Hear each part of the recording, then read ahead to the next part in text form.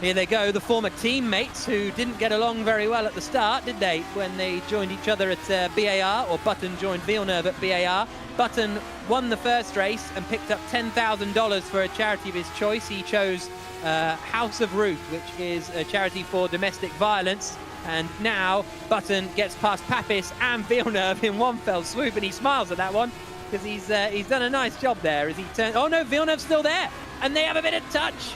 And Villeneuve holds the place. Remember, Button's there on this steering wheel. Jacques Villeneuve is racing on a laptop with an Xbox controller. So Villeneuve doing an amazing job as we start lap 3 of 5. Yeah, just holding on still from Jenson. Button looking to the inside now at turn 1.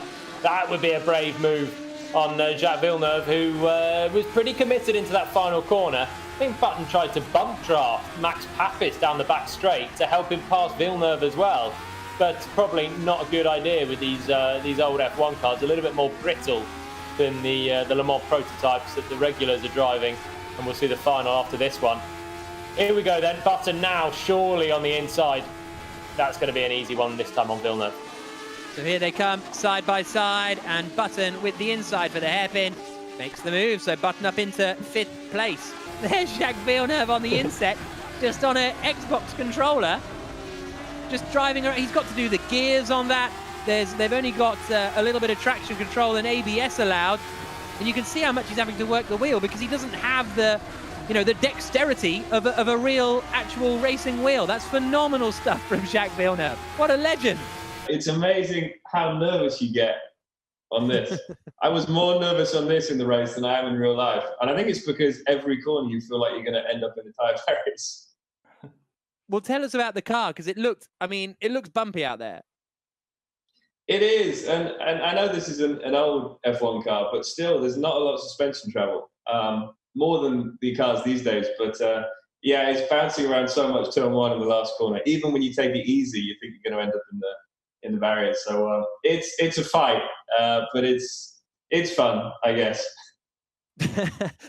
Have you been surprised how quickly you've sort of taken to it all? Because last week was your first time, didn't even know sort of really how to start a race. You know, this isn't our bread and butter. This isn't normal for us. It's definitely different. So it's been a lot of fun, and it's great racing against drivers I've raced against in F1 and other categories, and so many other guys that I wish I'd raced against but haven't had the opportunities to race against. So this is pretty awesome. Jacques, we're all amazed at the kit you're using compared to what everybody else is using, and you're right up there in the fight.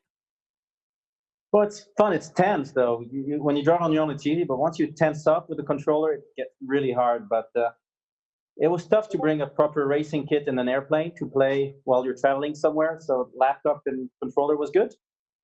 Okay. So how much do you use it a lot, or is this the first time you've sort of started doing this? Well, I got the dust out of it yesterday. I used to be a lot on R Factor 1. I was modding and until 6 years ago, running my own server. So that was fun. And in the last 6 years, I just took it out yesterday. And R Factor 2 is a bit more difficult, yeah. We were hearing earlier on that you were sort of one of the first guys that started using sort of simulators as they were then in the 90s. Yes, when I got in F1 at Williams, just to learn a few basic tracks. So in '96, Spa mainly, these big tracks that are long, just to figure out when there would be a left corner or right corner. So maybe do 5 laps and then get out of it, because you get actually bad habits. They're simulators, but they're also games. And the small difference will give you bad habits when you get on a real racetrack. So you just can't spend weeks on. Yeah. Well, Jacques, thank you so much for joining. It's been a real pleasure watching you race, and some great drives on an Xbox controller. Thanks. That was fun. Bye.